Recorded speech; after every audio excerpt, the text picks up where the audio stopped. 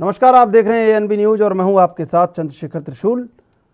पश्चिम बंगाल की मुख्यमंत्री ममता बनर्जी ने मिशन 2024 शुरू कर दिया है। बंगाल प्रचंड जीत के बाद से ही टीएमसी में विपक्षी दलों के नेताओं के शामिल होने का सिलसिला तेज हो गया है। टीएमसी प्रमुख ममता बनर्जी के दिल्ली पहुंचते ही ऐसे नेताओं का उनसे मुलाकात का दौर शुरू हो गया। सबसे पहले पूर्व जदयू नेता पवन वर्मा ममता से मुलाकात कर टीएमसी में शामिल हुए। इसके बाद कांग्रेस नेता कीर्ति आजाद और राहुल गांधी के करीबी रहे अशोक तंवर भी टीएमसी में शामिल हो गए। टीएमसी में शामिल होने के बाद कांग्रेस के पूर्व नेता अशोक तंवर ने कहा कि आज एक ही नेता है जो बीजेपी को हरा सकता है। बंगाल में ममता बनर्जी ने उन्हें हराया। जैसे किसानों ने सरकार को अपनी मांगों के आगे झुकाया, मुझे लगता है कि विपक्ष को भी एक साथ आने और 2024 में बीजेपी को हराने की जरूरत है।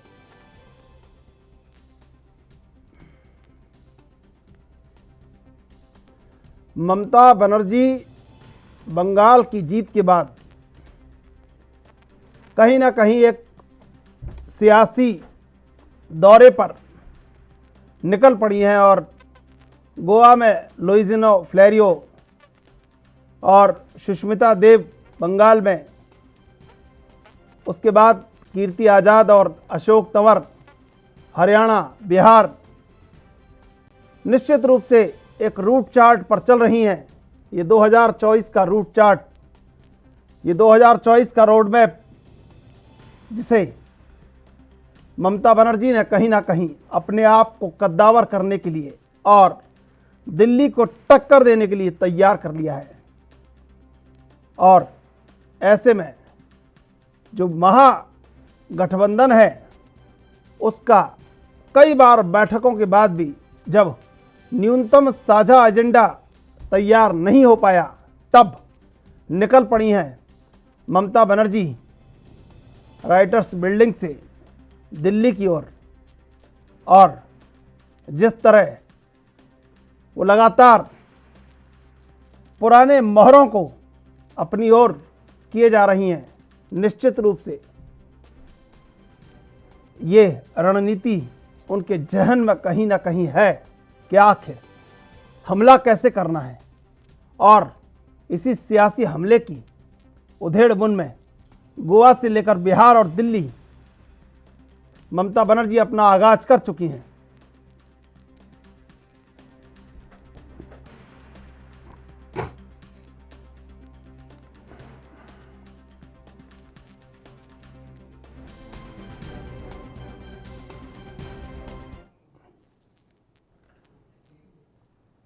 और इस मुद्दे पर चर्चा करने के लिए हमारे साथ तीन मेहमान बने हुए हैं। अश्विनी शाही बीजेपी से, सुमित मेहरोत्रा टीएमसी से और राहुल लाल राजनीतिक विश्लेषक। आप तीनों का एएनबी न्यूज पर बहुत बहुत स्वागत।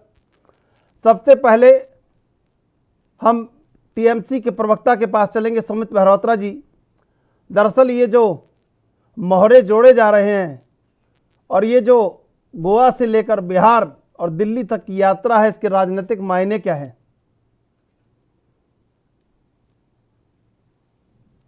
हेलो,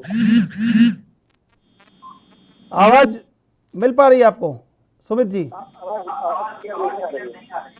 ठीक है। अश्विनी जी, आपके पास आते हैं।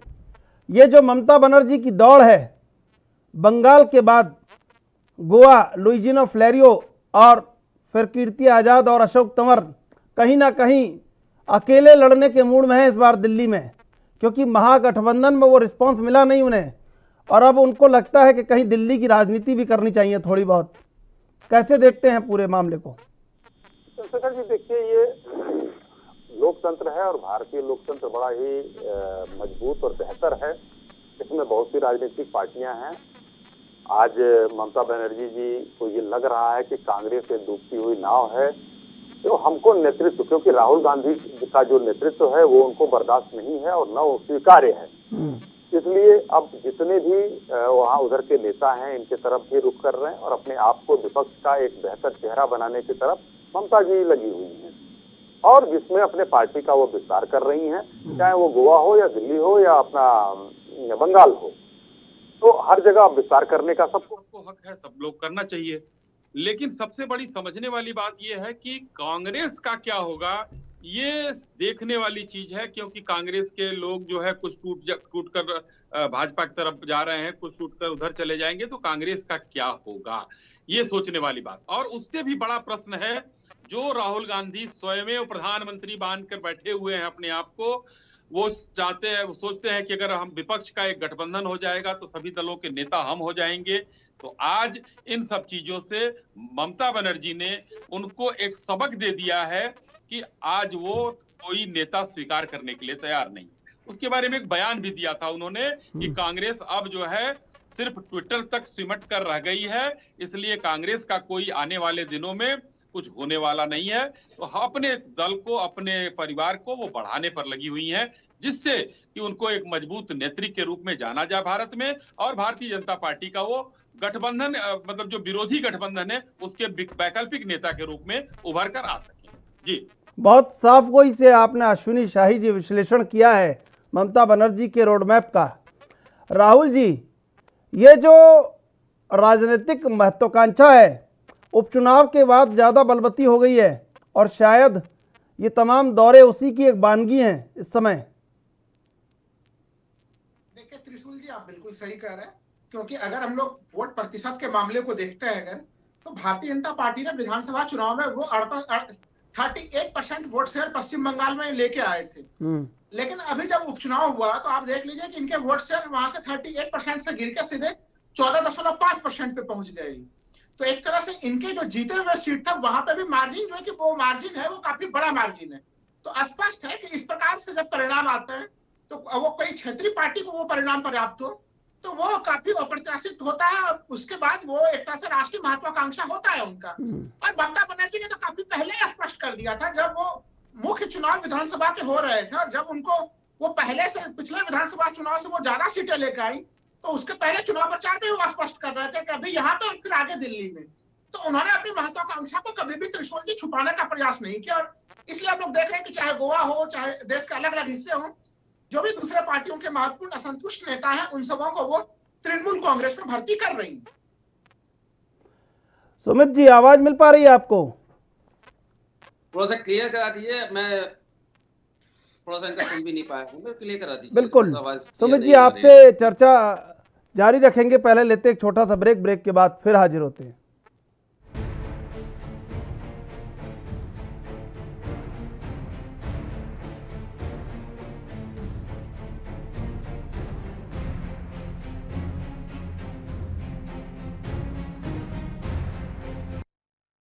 ब्रेक के बाद आपका स्वागत है। तीनों मेहमान हमारे साथ बने हुए हैं। हम चलते हैं सुमित मेहरोत्रा के पास। सुमित जी, आवाज मिल रही है आपको? आवाज में बैक आ रही है, बोलिए बोलिए। सुमित जी, ये जो ममता बनर्जी निकली हैं गोवा और दिल्ली और बिहार, मकसद क्या है?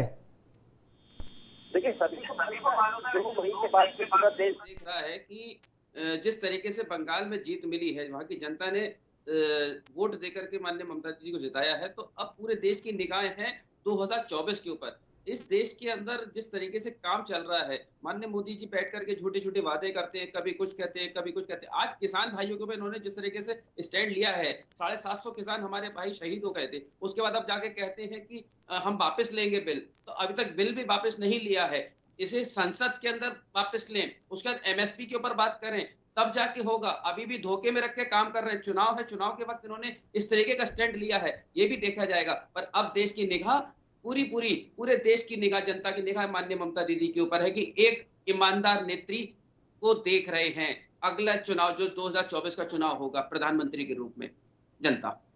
अश्विनी जी, ये कहीं ऐसा तो नहीं है कि बिखरे हुए विपक्ष का विश्वसनीय चेहरा बनने की कवायद है, और शायद उसी लिए ये सब यात्राएं एक की जा रही हैं और लोगों को जोड़ा जा रहा है?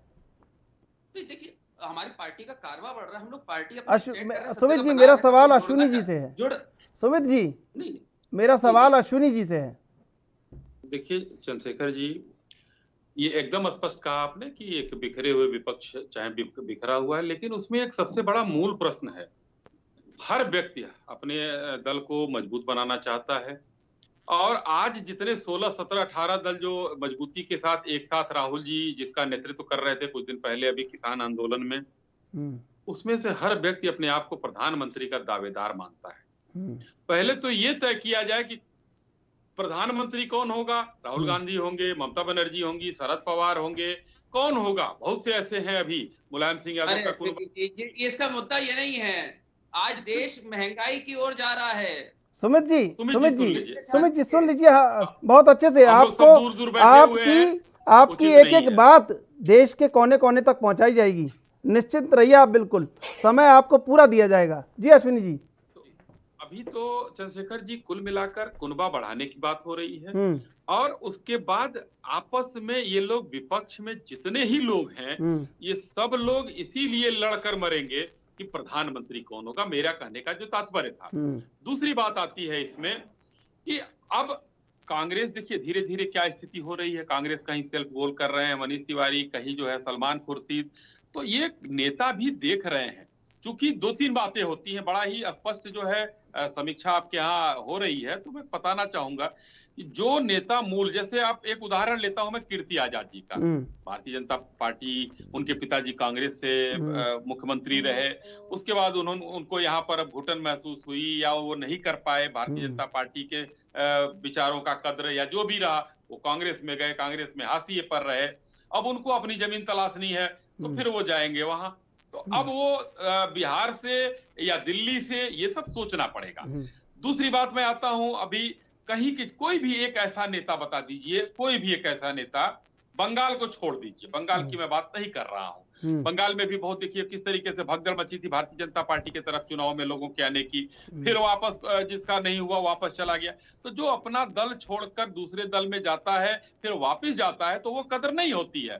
लेकिन ये राजनीति है, आज के समय में यही हो गया है कि टिकट के लिए कभी इधर जाते हैं कभी उधर जाते हैं। एक हम लोगों ने फिल्म देखी थी कि वो नीचे से काट रहे हैं पूरे घर को और 10 लोग वहां ऊपर खड़े हैं, कभी उधर जाते हैं कभी उधर जाते हैं। तो यही होता रहेगा, ये पूरे देश में चल रहा है। लेकिन आज इन सबके सामने भारतीय जनता पार्टी अजेय और एकदम मजबूत किलेबंदी के साथ खड़ी हुई है और जो आदमी आ रहा है, जो ये किलेबंदी हो रही है, ये भारतीय जनता पार्टी के लिए हो रही है। इस मजबूत को किले से भिड़ने की तैयारी हो रही है, लेकिन अभी भी इसमें कोई दम नजर नहीं आ रहा है कि एक साथ मिलकर ये 24 में माननीय मोदी जी का कुछ बिगाड़ पाएंगे। राहुल जी, अभी ऐसा हुआ कि अभी 2-4 केस ऐसे हुए कि बीजेपी ने ऑपरेशन तो कर दिया, लेकिन जो टाँके वाके थोड़े सही नहीं लग पाए और वो केस थोड़े बिगड़ गए 2-3 ऐसे। तो एक जैसे विश्लेषक हैं आप बताइए कि ये केस क्यों बिगड़े और इस केस के बिगड़ने का क्या फ़र्क पड़ेगा, और ये जो मरीज मतदाता जो नागरिक है ये फिर क्या दूसरे कहीं दवाखाने में जा सकता है कि इन्हीं के पास बना रहेगा, इलाज इन्हीं से करवाता रहेगा? देखिए 2-3 चीजें बड़ी स्पष्ट है कि राजनीति में कभी जगह खाली नहीं होता था। ये कभी किसी को नहीं सोचना चाहिए कि भारतीय जनता पार्टी है तो वो बिल्कुल अजय है और उन्हें कोई हरा नहीं सकता। राहुल जी आपका जवाब लेंगे, लेकिन पहले लेते एक छोटा सा ब्रेक के बाद फिर हाजिर होते हैं।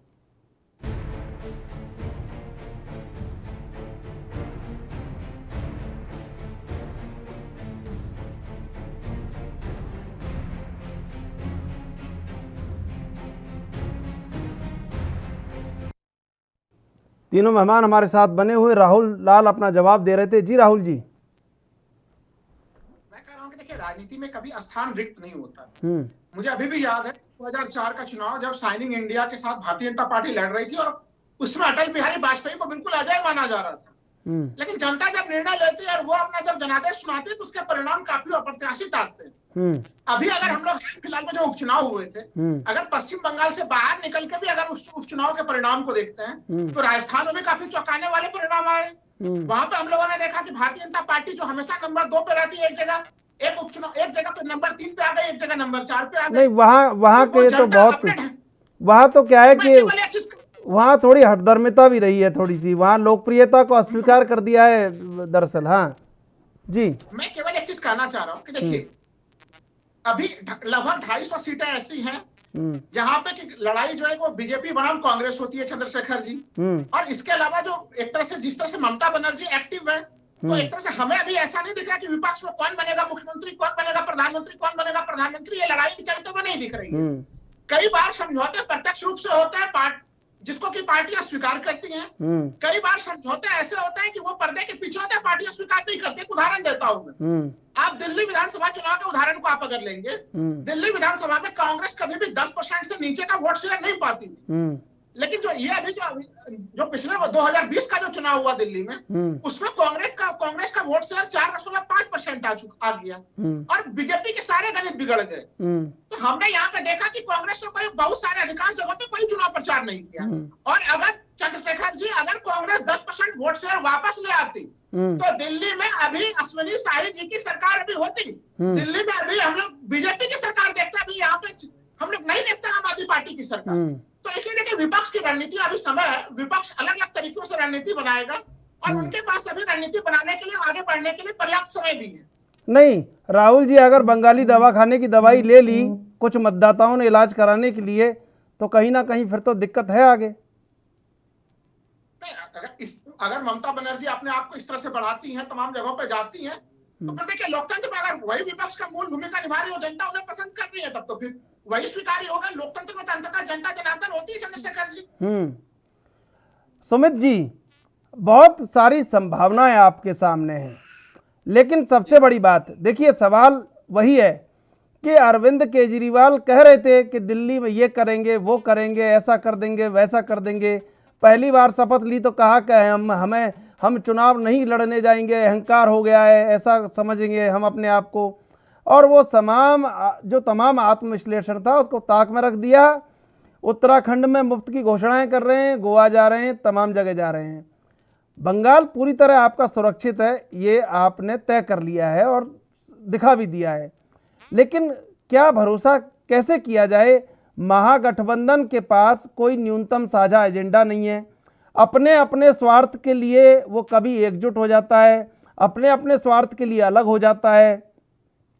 अब कैसे इस बात पर भरोसा किया जाए कि जो बड़ा वोट शेयर है लोकसभा का, उसमें आप कई सेंध लगा सकते हैं?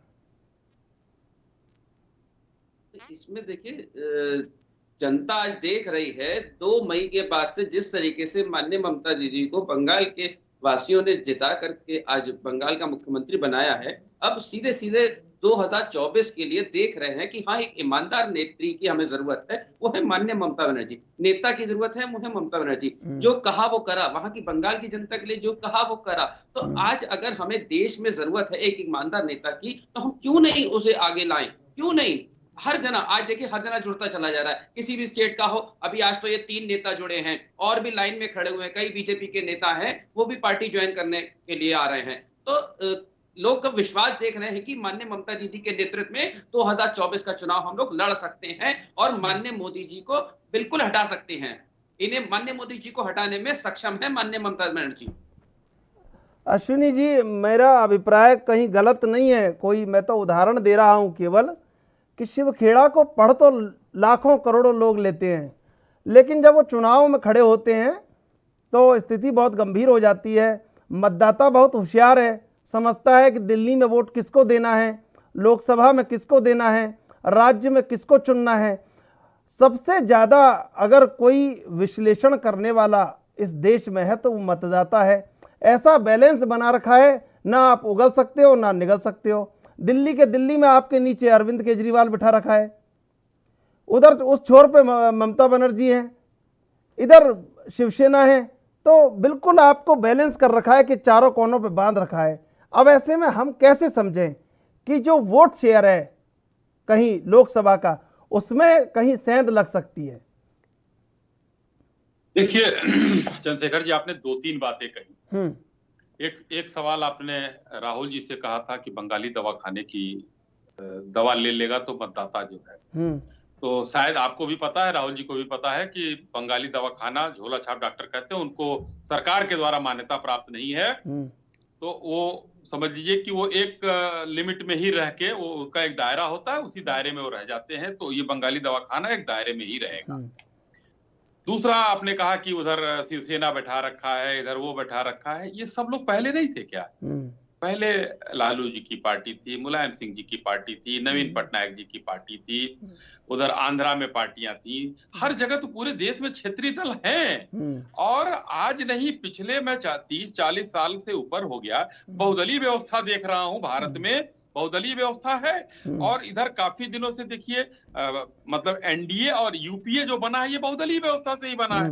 भले ही उसमें हम बड़े भाई की भूमिका में हो, कांग्रेस उधर बड़े भाई की भूमिका में हो, तो लेकिन ऐसा नहीं है, ये बहुदलीय व्यवस्था है। लेकिन सब पहले भी थे और आज भी है।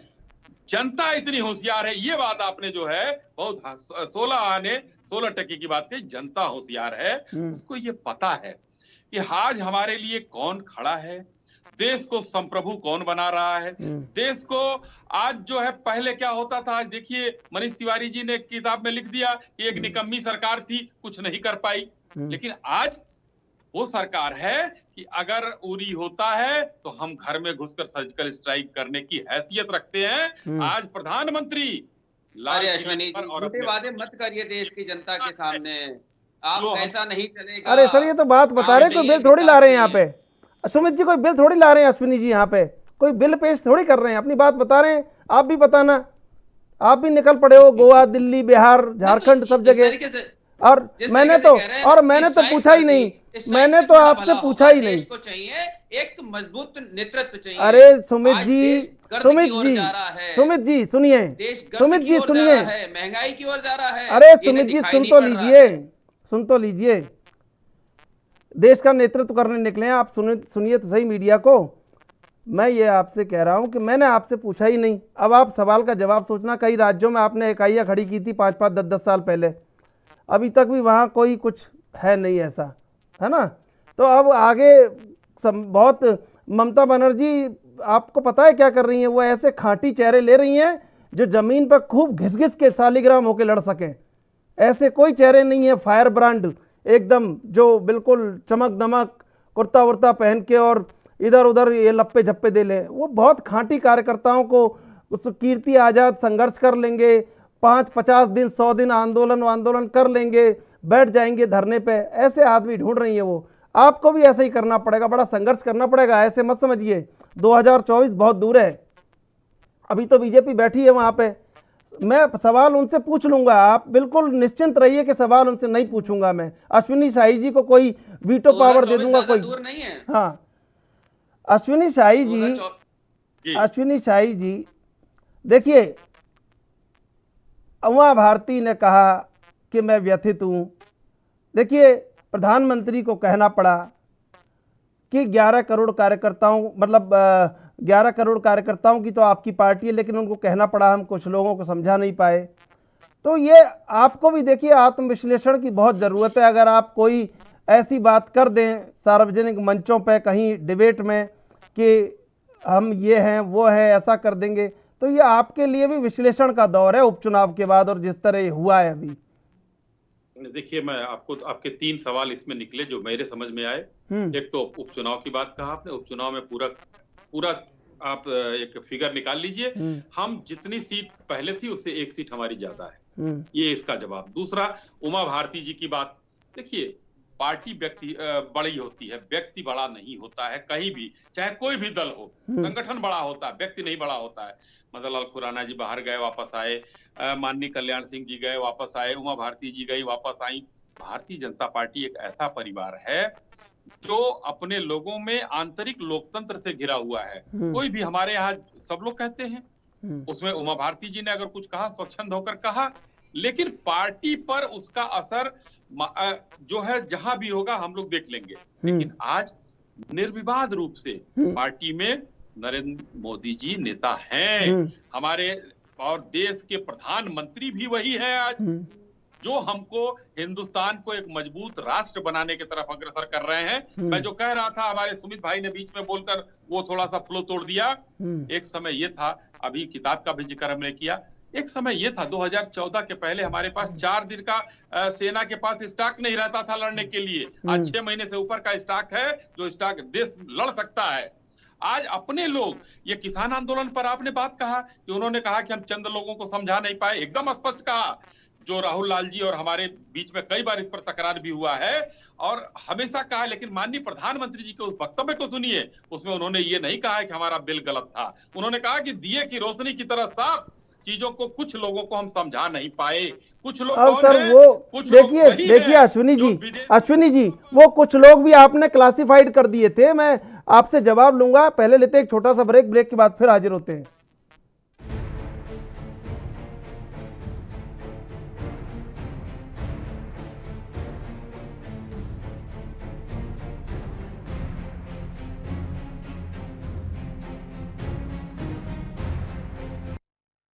तीनों मेहमान हमारे साथ बने हुए, हम अश्विनी शाही का जवाब ले रहे थे। जी अश्विनी जी। यही कह रहा था कि इस समय जो है हर व्यक्ति, हर पार्टियां अपना कुनबा बढ़ा रही हैं। अब उत्तर प्रदेश का ही ले लीजिए, ललितेशपति त्रिपाठी, मतलब कांग्रेस में 4-5 पीढ़ियां उनकी रही, अब वो हाशिए पर थे लोग। ऐसे लोगों को ममता जी अपने पार्टी में कर रही हैं, जो उत्तर प्रदेश में मतलब मुझे नहीं लग रहा कि 10,000 वोट भी इधर से उधर कर सकते हैं, इस स्थिति में है। वैसे ही कीर्ति आजाद जी अब चूक चुके हैं राजनीति में, आपने भी उस पर कहा। तो आने वाले दिनों में देखिए, ये भारतीय जनता पार्टी के लिए कोई खतरा नहीं है। ये लोग, ये खतरा है कांग्रेस के लिए, जो कांग्रेस को खत्म कर रहे हैं। ये खतरा है अन्य दलों के लिए। भारतीय जनता पार्टी आज भी मोदी जी के नेतृत्व में एक मजबूत पार्टी के रूप में खड़ी है। मोदी जी हमारे सम्मान्य नेता हैं, मैं ये भी कह रहा था अभी, और थे हैं और रहेंगे। वोट परसेंटेज हमारा, जो हम लोग लक्ष्य लेकर 50% वोट का लेकर चलते थे, उत्तर प्रदेश से लेकर देखिए हम लोगों ने लगभग हर जगह अचीव करने का काम किया है, और नहीं तो हमारा लक्ष्य 50% का है। बिल्कुल 50% अचीव करेंगे। बिल्कुल। राहुल जी 3 सवाल आपसे। एक तो सबसे पहले ये कि राजनीति इतनी चमकदार नहीं हुआ करती थी जिस तरह अब चमकदार हुई है राजनीति। और दूसरा सवाल ये कि कोई संस्था है, 4 लाइन में मैं उसका नाम बताऊंगा, इसलिए 1 लाइन में सवाल कर लेता हूं, कि उसने ये कहा है कि लोकतांत्रिक मूल्यों में गिरावट आई है, और जिन देशों में गिरावट आई है उनमें भारत भी शामिल है। और तीसरा सवाल ये कि क्या जो वर्तमान दौर है वो लोकतांत्रिक अधिकारों की पैरवी करता है, या खुद राजनीतिक दल स्वयं की पैरवी ज्यादा करते हैं? देखिए, गंभीर सवाल है आपके लोकतंत्र को लेके। अभी यहाँ पे काफी बातें हो रही थी कि चाहे अभी अश्विनी शाही जी कह रहे थे कि भाई बड़ा लोकतांत्रिक रवैया है उनके दल के भीतर, दूसरे दलों में नहीं है, अलग अलग दलों के लोग ये दावा करते हैं। लेकिन चंद्रशेखर त्रिशूल जी, अगर हम लोग अक्रॉस पैन इंडिया अगर हम लोग विश्लेषण करें, तो भारतीय राजनीतिक व्यवस्था में भारतीय राजनीतिक दलों की सबसे ज्यादा कमजोरी यह है कि दलों में के भीतर आंतरिक लोकतंत्र की बड़ी जबरदस्त कमी है। चाहे वो कांग्रेस हो, चाहे वो भारतीय जनता पार्टी हो, उसमें उसकी स्थिति देख लीजिए, चाहे वो फिर अन्य क्षेत्रीय पार्टियां क्यों नहीं हो, क्षेत्रीय पार्टियों में तो वो स्थिति और भी भयावह हो जाती है। तो ऐसे में अगर कोई ये चीज कह रहा है कि देश में लोकतांत्रिक मूल्यों की स्थितियां कमजोर है यहाँ पे, तो वो आपको पॉलिटिकल पार्टीज के रूप में तो वो चीजें हम लोगों को दिखती हैं। अभी आप देखिए, किसान आंदोलन ही है, किसान आंदोलन को लेकर उसका जिस तरह से पोलराइजेशन हुआ, जिस तरह से देखिए, माननीय प्रधानमंत्री जी बिल्कुल सही कह रहे हैं, उनका बयान यही रहा। उन्होंने कम से कम किसानों को बिल्कुल किसान कहा, उनको आतंकवादी या फिर खालिस्तानी पाकिस्तानी कुछ दूसरे शब्दों का प्रयोग नहीं किया। उन्होंने कहा कि हाँ, कुछ किसान भाई रहे। राहुल जी सही शब्दों का प्रयोग किया। बीजेपी की दिल्ली से किस किस प्रकार के प्रयास हुए? राहुल जी, बीजेपी से दिल्ली बीजेपी से सांसद है मीनाक्षी लेखी, उन्होंने मवाली तक कह दिया। बताइए, भाषा का कुछ तो संयम होना चाहिए जी। मैं वही तो कह रहा हूँ कि देखिए, लोकतंत्र जीवित रहता है आंदोलनों के माध्यम से। लोकतांत्रिक ये नहीं होता कि 5 साल में वोट डालें तभी लोकतंत्र जीवित होता है। ऐसे में अगर कोई आंदोलन कर रहा है, 1 वर्ष तक सड़क पे आंदोलन करना आसान चीज नहीं है, तो उन आंदोलन करने वालों को नमन करना चाहिए। लेकिन आप लगातार उनको गलत गलत भाषा में जो है उनको परिभाषित कर रहा है, तो ये तो मुझे गनीमत लगी कि कम से कम माननीय प्रधानमंत्री जी ने उनके लिए काफी शालीन शब्दों का ये सदाशयता रखी जी। संबोधन, हाँ, ये एक प्रशंसा वाली स्थिति रही। और उन्होंने कम से कम माफी भी मांगी। चलिए ठीक है, उन्होंने ये नहीं कहा कि तीनों कानून जो है कि कृषि कानून काले थे, वो स्वीकार नहीं किया। लेकिन ये भी कम बड़ी बात नहीं कि जो पार्टी अपने आप को दुनिया की सबसे बड़ी पार्टी कहती है, उनके उस पार्टी के एक तरह से सबसे बड़े नेता के रूप में माननीय प्रधानमंत्री जी को यह कहना पड़ा कि हम कुछ लोगों को नहीं समझा पाए। तो क्या कुछ लोगों को नहीं समझा पाने के कारण जो कानून बहुत अच्छा था, अगर उन्हीं के नजर में, तो 90 से 95% लोग जिस कानून को पसंद कर रहे थे, तो क्या कुछ लोगों के कारण बाकी लोगों के लाभांश को दूर कर दिया गया? सवाल ये भी खड़ा होता है। ये मजबूरी समझ में नहीं आती जी। ये विरोधाभास या विरोधाभास की स्थिति है जो समझ से परे है। अभी यहाँ पे देखिए राष्ट्रीय सुरक्षा की बात हो रही थी त्रिशूल जी कि भाई हम लोग पाकिस्तान को बड़ा मुंहतोड़ जवाब देते हैं कि 26 से 11 के मामले में जवाब नहीं देगा। मनीष तिवारी जी ने खुद ही किताब लिख के किया। लेकिन मैं आपको 3 घटनाओं का उदाहरण देता हूँ। एक घटनाक्रम 2 जनवरी 2016 पठानकोट का आतंकवादी हमला, हम लोगों ने देखा कि उसके बाद क्या हुआ कि खुद वहां से ISI के जो एजेंट थे वो हमारे यहाँ पे जांच करने के लिए आ गए। ये पहला घटनाक्रम। दूसरा घटनाक्रम आप देखिए उड़ी का घटनाक्रम सितंबर 2016 जिसमें कि पाकिस्तान को मुंहतोड़ जवाब दिया गया। तीसरा घटनाक्रम हम लोग पुलवामा का देखते हैं जो कि 14 फरवरी 2019 को हुआ, उसमें भी पाकिस्तान को मुंहतोड़ जवाब दिया गया। लेकिन क्या इन तीनों घटनाओं की तुलना करने से हम लोग ये नहीं पाते हैं कि राष्ट्रीय सुरक्षा के मामले को भारतीय जनता पार्टी ने कहीं न कहीं चुनाव से जोड़ दिया गया है। देखिए राहुल जी के मामले में खाली एक लाइन में खाली करो। उरी के मामले में उत्तर प्रदेश का चुनाव पास था तो आपने कठोर कार्रवाई कर दी। पुलवामा के मामले में लोकसभा चुनाव था तो आपने कठोर कार्रवाई कर दी। लेकिन पठानकोट के मामले में फिर वो स्थितियां क्यों नहीं रही? वो जनवरी 2016 में हो रहा है, 2 जनवरी तो आप वहां पे आपका रवैया अलग किस्म का है। तो देखिए ये आप जो सवाल पूछ रहे हैं कि राजनीति के मूल्यों का ह्रास कहाँ से हो रहा है, तो यहाँ से हो रहा है राजनीति के मूल्यों का ह्रास। अब देखिए राहुल जी, एक तो ये किताब की प्रामाणिकता जब तक सिद्ध नहीं होगी तब तक मनीष तिवारी 3-4 साल बीजेपी में शामिल नहीं हो। बिल्कुल सही। हाँ, एक तो ये सबसे बड़ी बात है। ठीक है अश्विनी जी, मैं आपके पास आऊंगा, फिर वो ये आरोप लग जाएगा, सुमित जी कहेंगे कि हमें क्यों बुलाया और हम दिल्ली और गोवा चले गए तो हमारे से तो पूछो कि क्यों गए हैं। सुमित जी, बंगाल को एक बेहतर सामाजिक विकास की आवश्यकता है। सबसे बड़ा सवाल, क्या आपने उसे पूरा कर लिया है? क्या आप उसे पूरा करने की आधी स्थिति में पहुंच चुके हैं? क्या आपने इसके लिए कोई एक स्ट्रक्चर, एक रूट चार्ट, एक ब्लूप्रिंट डिजाइन कर लिया है कि बंगाल के लोग बेहतर जीवन की ओर अग्रसर हों, बेहतर जीवन जिएं, बंगाल आर्थिक उन्नति करे, बंगाल जिस तरह सिंदूर और नंदीग्राम में हुआ, आप समझ लीजिए बात को, बंगाल आर्थिक उन्नति करे, बंगाल का सामाजिक विकास हो, इसका पूरा स्ट्रक्चर आपने डिजाइन कर लिया है? आप जाएंगे देश में तो कुछ तो पूछेंगे लोग कि बंगाल में क्या किया आपने, ये है आपके पास?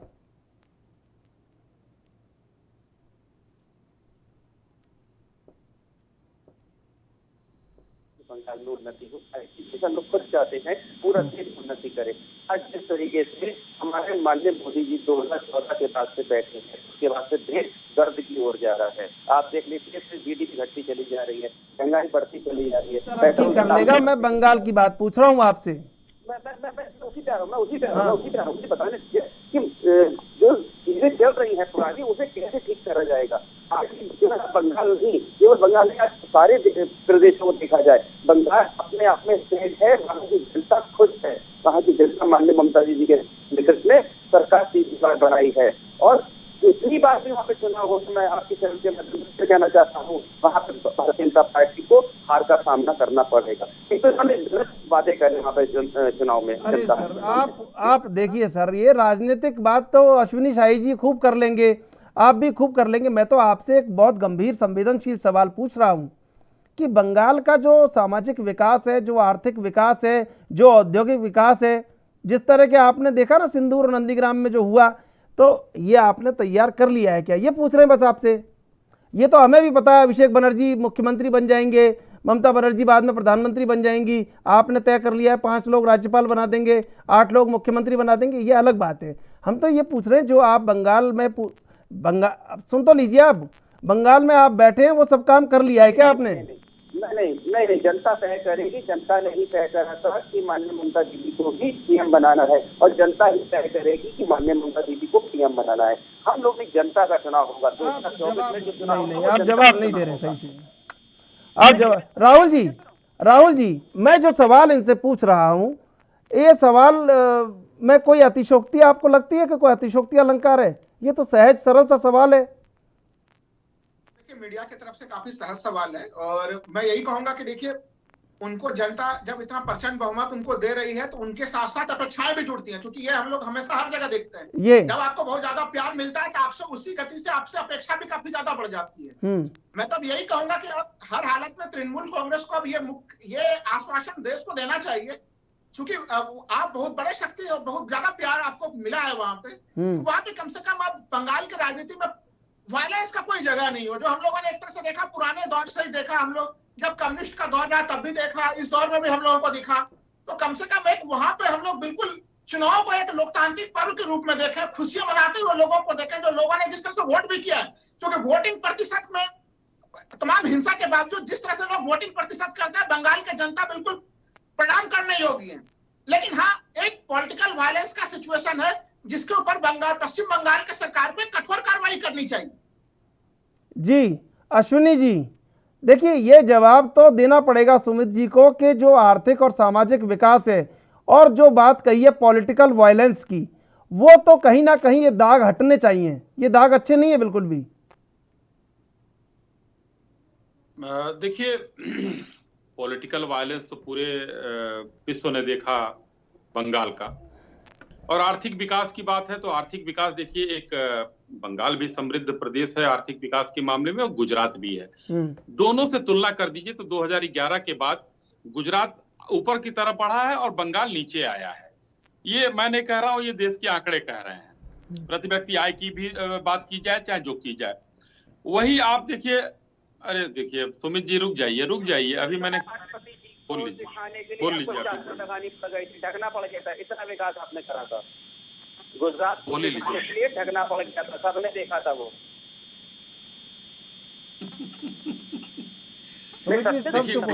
सब चुप हो गए आपने बोला तो। अब मैंने आपसे सुमित जी सब चुप हो गए, अश्विनी शाही जी, राहुल जी, मैं सब चुप हो गए। आपसे सवाल पूछा था मैंने और आपने उत्तर नहीं दिया, मुझे उत्तर लेना पड़ा राहुल जी से। अब मैं सवाल पूछ रहा हूं, जवाब ले लेने दीजिए, फिर आपके पास आ जाऊंगा। जी देखिए गुजरात की प्रति व्यक्ति आय एक समय 1.5 लाख रुपए हुआ करती थी, और क्या कहते हैं इस बंगाल की 67,000 रुपए के आसपास हुआ करती। तो जो घटा है, मैं नहीं कह रहा हूं सुमित जी, ये देश के आंकड़े कह रहे हैं और आप खोज सकते हैं उसमें। मुझे ऐसा नहीं है कि ये भारतीय जनता पार्टी आंकड़े जारी कर रही, वो भी एक अपने ही देश का अंग है और आर्थिक विकास में उसका योगदान है। मैं कहता हूं, मैं वो भाषा इस्तेमाल नहीं करता हूं कि जो है मैं भारतीय जनता पार्टी का प्रवक्ता हूं तो मैं कह दूं कि नहीं आपका प्रदेश एकदम निठल्ला है। हाँ, लेकिन वहां पर क्या है कि अब परिस्थितियां बदल रही हैं। वो एक जो जितने तेजी से उसको बढ़ना चाहिए वो नहीं बढ़ रहा है। उससे मतलब एक बेहतर प्रयास में उत्तर प्रदेश है इस समय, जो कि भारत के मतलब इस समय जो है दूसरे नंबर का राज्य हो गया है। जो जैसे मुंबई 1 नंबर पर है, दूसरे नंबर पर यूपी हो गया, 6वें 7वें पर आता था। तो इस तरीके का विकास अगर होगा तो हमारे देश का विकास होगा। और हम लोग आपस में सुमित जी कहीं भी लड़ लेंगे, लेकिन जब विकास होगा हिंदुस्तान का तो विश्व में एक परचम लहराएगा। ये हम भी खुश होंगे, आप भी खुश होंगे। आज चर्चा हो रही है पार्टियों की छोड़कर जाने की, लोगों की, तो इस पर आते हैं, क्योंकि राजनीतिक हिंसा और ये सब चीजें तो हमेशा लगा रहेगा। वो चंद्रशेखर जी बार बार दिखाएंगे, कभी अच्छे तरीके से दिखाएंगे, कभी खराब तरीके से दिखाएंगे। नहीं सर, मेरा प्रयास अश्विनी जी हमेशा ये रहता है कि स्वस्थ बातें लोगों तक पहुंचे। मैं कहना चाह रहा था उसको आप सुन के, मैं आप ही की बात कह रहा था अच्छे तरीके से और खराब तरीके से। मेरा तात्पर्य ये था कि जो मेरे पसंद का होगा वो मेरे लिए अच्छा होगा, मेरे नापसंद होगा वो खराब होगा। अश्विनी जी आपका जवाब लूंगा, पहले लेते एक छोटा सा ब्रेक के बाद फिर हाजिर होते हैं।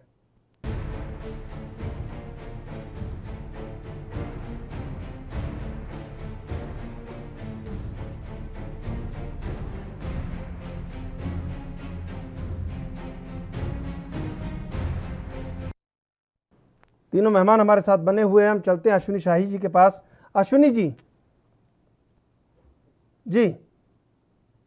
तो देखिए चंद्रशेखर जी, मेरा कहने का तात्पर्य यही था कि आने वाले दिनों में 2024 में देश में चुनाव है, उसके पहले अभी 5 राज्यों के चुनाव हैं। आम आदमी पार्टी से लेकर और पश्चिम बंगाल से ममता दीदी, सब लोग अपना प्रभाव बढ़ाने के उसमें हैं। आज भारतीय जनता पार्टी पूरे देश में एक बेहतर विकल्प बनकर उभरी है। अच्छे नेतृत्व में माननीय प्रधानमंत्री जी का बहुत ही बड़ा सहयोग है देश के लिए, और देश की जनता वाकई इस समय समझदार है और जान रही है कि हमको एक बेहतर कौन दे सकता है सरकार जिसमें हमारी खुशहाली हो। आज मैं ज्यादा दूर की बात नहीं करता हूं, कोरोना काल में ही देखिए पहले हम टीकाकरण की बात कर लेते हैं। पोलियो हमारे यहाँ कब आया और उसका उन्मूलन कब हुआ? कांग्रेस की सरकार हुआ करती थी। चेचक और खसरा कब आया? उसके टीके का इजाद कब हुआ? विश्व भर में कब लगा? हिंदुस्तान में कब लगा? आज हिंदुस्तान के वैज्ञानिकों को मैं कोटि कोटि धन्यवाद देना चाहता हूं कि 2020 में आने वाला जो बीमारी था, जो विश्व में शताब्दी में एक बार आया था, और आज 2022 अभी नहीं आया है, हम लोगों ने 100 करोड़ से ऊपर टीका लगा लिया है। ये देखने वाली बात है। नेतृत्व किसका है? मैं ये नहीं कह रहा हूं कि प्रधानमंत्री जी बैठकर टीका बनाते हैं, लेकिन जिसके नेतृत्व में काम होता है, अगर हार की विफलता उसके सर चढ़ती है तो जीत का सेहरा भी उसके ऊपर बसता है। अगर मैं कुछ गलत कह रहा हूं तो चंद्रशेखर जी बताइएगा। नहीं, हमने तो दूसरी सर बात- आपको, अश्विनी जी, हमने रोका ही नहीं आपको, मगर कुछ प्रवक्ता ऐसे ही कह देते हैं जैसे प्रधानमंत्री खुद टीका बना रहे हो। सच बता रहे हैं आपको। दरअसल नहीं, मेरा मैंने क्या, हाँ, देखिए, मैं आपसे मैंने तो स्पष्ट कहा इस चीज को।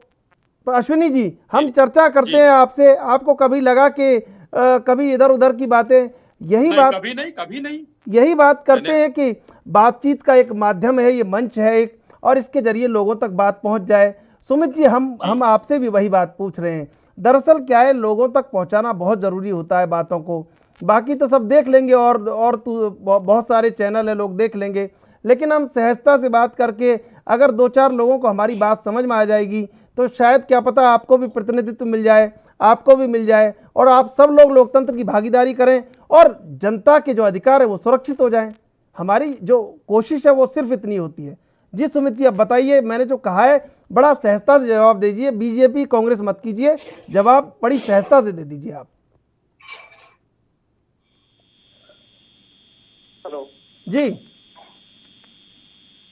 आवाज आप आ नहीं पाई, सुन नहीं पाए, थोड़ा सा कैसे अगर पूछिए। सुमित जी, हम यहाँ पर ये मंच जो है, ये सिर्फ चर्चा, ऐसी स्वस्थ चर्चाएं हों कि हम बीजेपी की बात होती है तो उनसे कह देते हैं कि आपका ये गलत है। अभी भी कहा कि कुछ प्रवक्ता ऐसे भी हैं कि जो कह देते हैं कि खुद वहीं प्रधानमंत्री कार्यालय में दवाई बन रही है, भाजपा कार्यालय में बन रही है, लेकिन हम स्वस्थ चर्चा करते हैं। आपसे वही बातें पूछ रहे हैं कि बंगाल का आर्थिक विकास, सामाजिक विकास, औद्योगिक विकास, जब आप पूरे देश में जाएंगे तो पूछा तो जाएगा ना आपसे, बंगाल में क्या हो रहा है, बंगाल में क्या किया है। पॉलिटिकल वायलेंस भी आपको ख़त्म करना होगा। तमाम चीज़ें हैं जिस पर बंगाल को रोल मॉडल बनाना होगा, क्योंकि बंगाल में जो जनादेश आपको मिला है, निश्चित रूप से फिर आपको जवाब भी उसी लहजे में आपको वापस लौटाना होगा। जी, आपकी बात बिल्कुल सही है। जिस तरीके से हमारे माननीय मोदी जी को 2014 से पहले जब ये लोकसभा लड़ने आए थे तो गुजरात मॉडल के ऊपर बात हुई थी, तो आज गुजरात मॉडल उन्होंने हर जगह पेश करा। गुजरात मॉडल गुजरात में अच्छा काम करा। लोगों ने अभी भी इतना ज्यादा झूठ का प्रचार करा है कि आपके ट्रंप को आए थे तो उन्होंने, राष्ट्रपति ट्रंप आए थे तो उन्होंने इतना बढ़िया प्रचार इन्होंने करा है गुजरात के अंदर। विकास दिखाया, सर उन्होंने झूठ बोला, आप मत बोलिए। जनता पूछेगी, जनता ये भी पूछ रही है। बिल्कुल आपकी बात सही है। जब आप राज्य से हटके आप लोकसभा के उस पर जाते हैं, प्रधानमंत्री के ये चुनाव लड़ रहे हैं, तो जनता पूछती है कि आपने क्या विकास करा। तो बिल्कुल निश्चित रहिए, तीसरी बार माननीय ममता जी की सरकार बनी है और अच्छा विकास हो रहा है। जनता की खुशहाली के लिए हम लोग बात करते हैं, हम लोग विकास के ऊपर बात करते हैं। तो भारतीय जनता पार्टी के लोग विकास के ऊपर बात नहीं, लड़ाई दंगों के ऊपर, मुसलमान के ऊपर ज्यादा लोग बात करते हैं। हम लोग ये नहीं, हम लोग विकास की बात करते हैं, हमेशा विकास के ऊपर। आज 5 राज्यों के चुनाव हो रहे हैं, एक समय पे जब इन्हें मालूम चल गया कि हमारे किसान भाई नाराज है, जनता नाराज है, हम हार रहे हैं, तो इन्होंने एंड मोमेंट पे आके कि हाँ मैं आप लोगों से क्षमा मांगता हूँ, भाइयों बहनों मैं आप लोगों से क्षमा मांगता हूँ। ये कौन सी बात होती है? तो 750 लोग हमारे किसान भाई शहीद हो गए, तो उसके बाद आप ये कह रहे हैं, उसके बाद आप माफी मांग रहे हैं। आपकी आत्मा पहले नहीं जाती थी, अब आके आपकी आत्मा सर एक आप है ना राजनीतिक दल के प्रवक्ता की तरह बिहेव कर रहे हैं। बिल्कुल, मैं जो आपसे गुजारिश कर रहा हूं कि हम चर्चा करते हैं, स्वस्थ चर्चा करते हैं, लोगों को कुछ मिल जाए। आप वही गुजरात में झूठ बोला, वो झूठ बोला, उनको परिणाम मिल जाएगा, आप बंगाल में सच बोल दीजिए, यही तो आपसे बोल रहे हैं। बंगाल खंडक माँ की जनता हमें तीसरी बार सत्ता में नहीं लाती। हम लोगों ने अच्छा विकास, जनता की खुशहाली की बातें करी, इसीलिए हम लोगों को लेकर के आई है। सर यही बात आपसे पूछ रहे हैं कि जब बंगाल में आपको जो जनादेश मिला है, अब आप झारखंड, बंगाल, बिहार, उत्तर प्रदेश, गोवा तक पहुंच गए हैं, तो आप कुछ तो लेके कुछ तो बताएंगे अपना। 1-2 चुनाव हो जाने दीजिए। दूध का दूध पानी का पानी हो जाएगा, सारा जो है मुगालता जो है खत्म हो जाएगा। वो बंगाल में जिस तरीके से है, चुनाव है, जनता आपको आईना दिखाने का काम करेगी, आईना दिखाने का काम करेगी इस 2022 के चुनाव में 5 राज्यों में।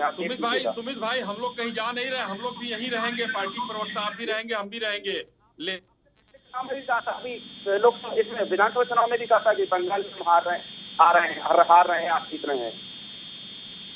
अब आने दीजिए, आने वाले दिनों में क्या स्थिति होती है, ज्यादा समय नहीं है, केवल 5 महीने रह गए हैं। लेकिन पहले बंगाल को सही करिए। बंगाल में जो गली गली मोहल्ले में जनता आपको आईना दिखाने का काम करेगी, राजनीतिक हत्याएं होती हैं उस पर भी अंकुश लगाना आपका काम है। राजनीतिक हत्याएं कितनी ज्यादा होती हैं आप देखिए, हर चौराहे पर वहां कैरम खेलने वाले जो है वसूली गैंग चलाते हैं।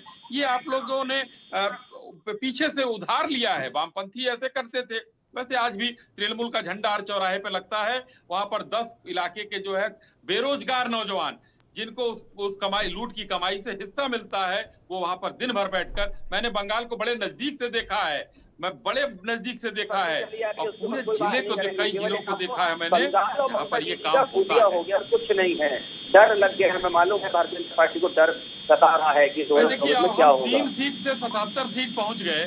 मैं ये नहीं कह रहा हूँ, आप यहाँ से जो आए थे लोग उसमें से 4 ही जीते हमारे। किसका सहारा लिया है मालूम है बंगाल? अरे भाई मैं कह रहा हूँ, आपके सवाल से पहले मैंने चंद्रशेखर जी बता दिया इनको कि जो आपके पास से आए थे उसमें से 4 ही जीते हैं, 77 हम पहुंच गए। तो उसमें क्या है भाई, आने वाले दिनों में देखिए लोकतंत्र किसी की बपौती नहीं है। लोकतंत्र, इंदिरा जी देश की प्रधानमंत्री मजबूत मानी जाती थी, वो चली गई अटल बिहारी वाजपेयी जी।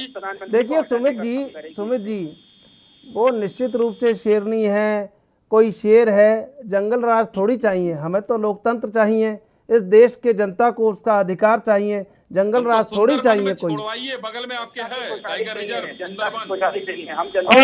और आपको हम कह रहे थे, वो आप समझ नहीं पाए कि हम स्वस्थ चर्चा कर रहे हैं। आप सोचते हैं कि तलवारें और वो लड़वा के ऐसे थोड़ी किया जा सकता है, चर्चा की जा सकती है।